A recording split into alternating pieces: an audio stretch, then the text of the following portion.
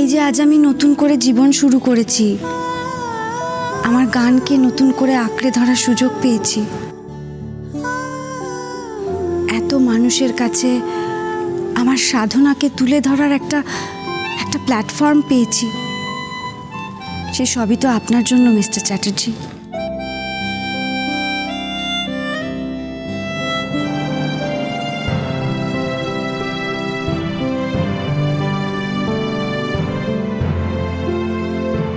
আমার অসময়ে যখন কেউ আমার হাত ধরাচ্ছিল না, তখন আপনি এসে আমার হাত ধরেছেন, আমার বন্ধু হয়ে উঠেছেন, আমার ঢাল হয়ে দাঁড়িয়েছেন। আপনি পাশে ছিলেন বলেই আজ আমি আছি। তাই আপনার জায়গা আমার মন থেকে কখনো কোনো দিন সরেও যাবে না, বদলও হবে না। আপনি আপনার বিশ্বাস থেকে আর যাই ভাবুন না কেন, ইরাবতীকে অকৃতজ্ঞ ভাববেন না।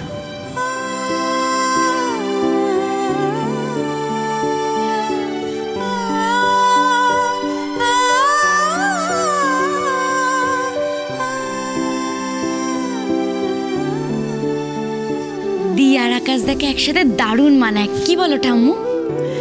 একদম ঠিক বলেছিস রে তিস্তা, ঠিক বলেছিস। এতদিনে একটা মানুষ পেয়েছি যে আমার ইরাটাকে বুঝবে, ওকে ওর যোগ্যতা দিয়ে বিচার করতে পারবে। আপনার কফিটা, ইস, এটা তো সত্যি সত্যি এবার ঠান্ডা হয়ে গেছে। আমি তাহলে আরেক কাপ করে আনি? বাই দ্য ওয়ে, আমি ঠান্ডা কফি ভালো খাই।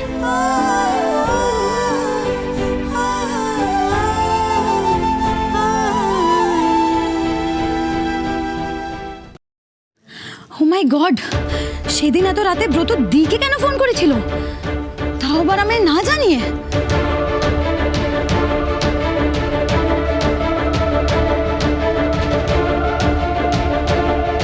আরে আমার আর ব্রতর ফুলসজ্জার দিন দি আবার ব্রতকে ফোন করেছিল, এটার মানেটা কি? ও আচ্ছা, সেই দিন যে ব্রত চুপি চুপি রাতে ফোনে কথা বললো, তারপর লুকিয়ে বেরিয়ে গেল আর রাতে দেরি করে ফিরলো, সেটা দির জন্য? ও দির সাথে দেখা করতে গেছিল? না না, ব্রত এটা করতে পারে না। ব্রত কি করে করতে পারে? এগুলো কি ব্রত করছে না দি ওকে দিয়ে করাচ্ছে? নিশ্চয়ই দি করাচ্ছে।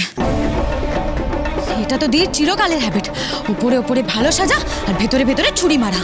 উপরে ভালো সেজে আমার বিয়েটা দিয়ে দিল, আর ভেতরে ভেতরে আমার সংসার ভাঙার চেষ্টা করছে। না, আর ছাড়া চলবে না, এবার হাতে নাতে ধরতে হবে ব্যাপারটা। একবার যদি আমি ব্রত আর দিকে ধরতে পারি, তাহলে আমি দিকে ছাড়বো না, দিকে বুঝিয়ে দেব ছিলাম কি জিনিস।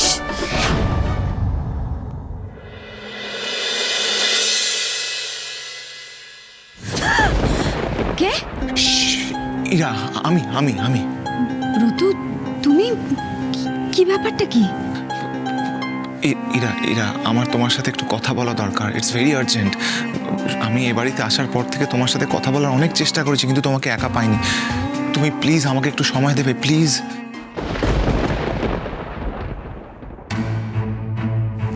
ব্রত কোথায়? ও এখনো ঘরে আসছে না কেন? উফ, ব্রত যে কি শুরু করেছে না। এবার থেকে না তুই ব্রতদাকে একটু নজরে নজরে রাখিস। আই মিন, কোথায় যাচ্ছে, কি করছে, লাইফে কি ঘটছে, এই আর কি। মানে ভালোবেসে যখন বিয়ে করেছিস, হাত ছাড়া কি হতে দেওয়া যায় বল?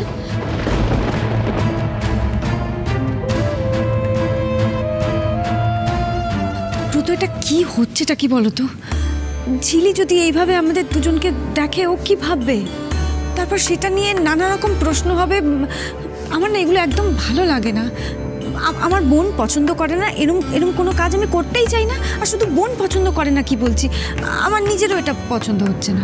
প্লিজ ইরা, আমার বিষয়টা একটু বোঝার চেষ্টা করো। কি মুশকিল, কি এমন কথা বলো তো?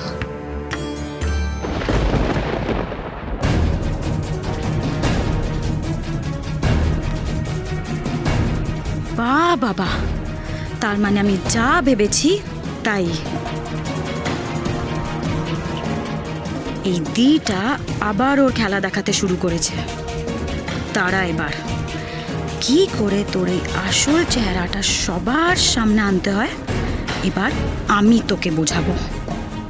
ব্রত, এটা ভালো দেখায় না। তুমি তুমি প্লিজ এখন এখান থেকে চলে যাও। ইরা, আমি চলে যাচ্ছি, কিন্তু প্লিজ তুমি আমার একটু কথাটা শোনো। এরা যে কি বলছে কিছুই শুনতে পাচ্ছি না। আচ্ছা আচ্ছা ঠিক আছে, যা বলার তাড়াতাড়ি বলো। হ্যাঁ, আমি বলছি মানে Ira, I need your help. আমার একটু সাহায্যের প্রয়োজন। মানে তুমি তো জানো যে আমার ইউএসএ চাকরিটা আর নেই। আমি না এখানে অনেক চেষ্টা করছি চাকরির, কিন্তু কোনো চাকরি জোগাড় করে উঠতে পারিনি আমি। আর তুমি তো তোমার বোনকে জানো, ওর কত ডিমান্ডস। আজ এটা চাই, কাল ওটা চাই, কিছু না কিছু লেগেই আছে। আমার না হাত পুরো খালি হয়ে গেছে, আর কোনো টাকা নেই। আবার আবার তুমি জানো ঝিলমের আবার নতুন ভাই নাকি, ও বলছে ও নাকি আমার মা বাবার সাথে থাকবে না, আলাদা থাকবে। কি? হ্যাঁ ইরা, এখন আমাদের দুটো সংসার, একটা মা বাবা আর ঋতর, আর একটা আমার আর ঝিলমের। এটা তুমি কি বলছো?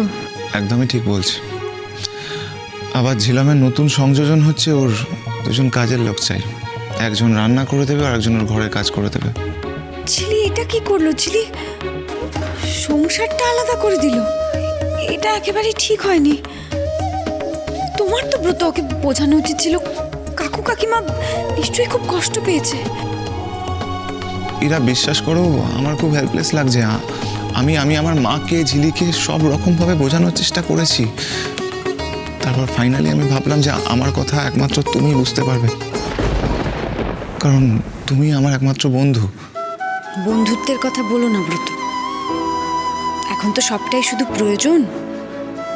কে কার প্রয়োজনে কোন সম্পর্ককে কিভাবে ব্যবহার করবে সেটাই দেখার।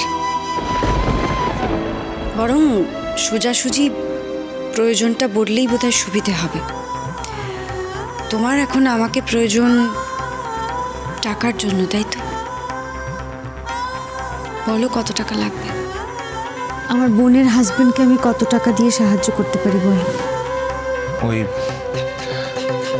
50,000, 50,000। 50,000 টাকা?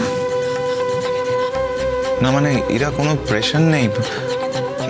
মানে আমি তোমাকে কোনো রকম চাপ দিতে চাই না। মানে যদি তুমি না পারো, আমি অন্য কোথাও থেকে ব্যবস্থা করে নেবো। আমি অন্য কোথা থেকে ব্যবস্থা করবে? ব্রত, এখন না ওই বলার জন্য বলে দিলাম, এরকম কথা বলার সময় নয়। তোমার যদি অন্য কোথাও ব্যবস্থা করার থাকতোই, তুমি কি আমার সামনে এসে দাঁড়াতে? একটা কথা বলবো ব্রত, এভাবে কিন্তু তুমি বেশি দিন চালাতে পারবে না।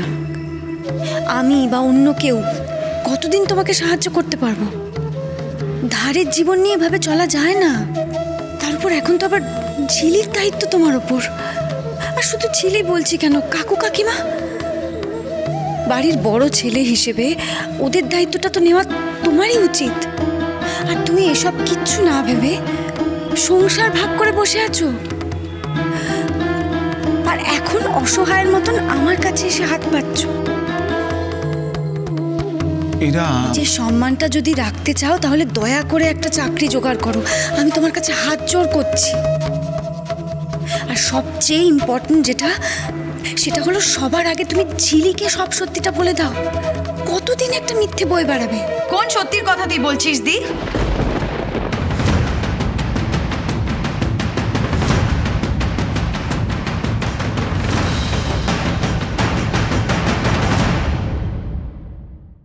এখনো ওর সম্মানের কথা ভাবছেন? তার মানে আপনার মনে ওর জন্য এখনো? আপনিও এই কথা বলছেন? আমি তো ভেবেছিলাম আমি বোধহয় কিছু না বললেও আপনি আমার মনের কথা বোঝেন, আর আমি আপনার চুপ কথা